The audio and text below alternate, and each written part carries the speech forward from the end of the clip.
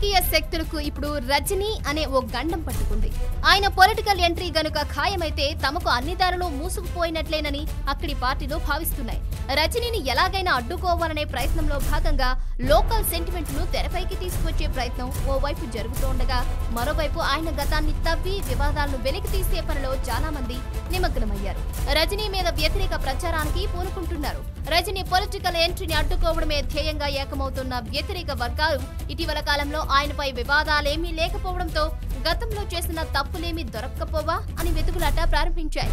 1979 June 20వ తేదీన రజనీకాంత్ హైదరాబాద్ నుంచి చెన్నై తిరిగి పయనమయ్యారు. ఆ రోజు రాత్రి 11 గంటల సమయంలో ఆయన హైదరాబాద్ ఎయిర్పోర్ట్ కు చేరుకున్నారు. అయితే అప్పటికే ఫూటుగా తాగి ఉన్న రజనీ భారతీయులను సునకాలంటూ దూషించారన్న ఆరోపణలున్నాయి. తాగిన మత్తులో రజనీ భారతీయులను దూషించాడని, తనతో పాటు వచ్చిన స్నేహితుడితోనూ గొడవ పెట్టుకున్నాడని మరుసటి రోజు ఓ వార్తాపత్రిక కథనాన్ని ప్రచురించింది. రజనీ చేసిన బీరంగం చూసి ఎయిర్పోర్ట్ అధికారులు ఆయన్ను అడ్డుకున్నారని, అక్కడి నుంచి ఓ గదిలోకి తరలించారని తెలిపింది. అయితే ఆ గదిలోని అద్దాలను పగలగొట్టిన రజనీ మరింత హంగామా సృష్టించారని ఆ కథనంలో పేర్కొంది. 3 దశాబ్దాల క్రితం చోటు చేసుకున్న ఈ వివాదం ప్రస్తుతం సోషల్ మీడియాలో వైరల్ గా మారింది.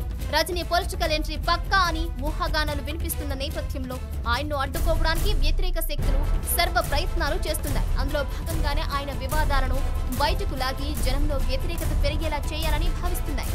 కానీ ఎప్పుడుదో వివాదాన్ని ఇప్పుడు రచ్చకి ఇచ్చినంత మాత్రాన రజనీకి ఉన్న ఇమేజ్ చెరిగిపోతుందా అన్నది జనం మధ్యలో మెదులుతున్న ఆలోచన. Thanks for watching one India Telugu. For more details keep watching one India Telugu. Please like and share. Don't forget to subscribe. Thank you.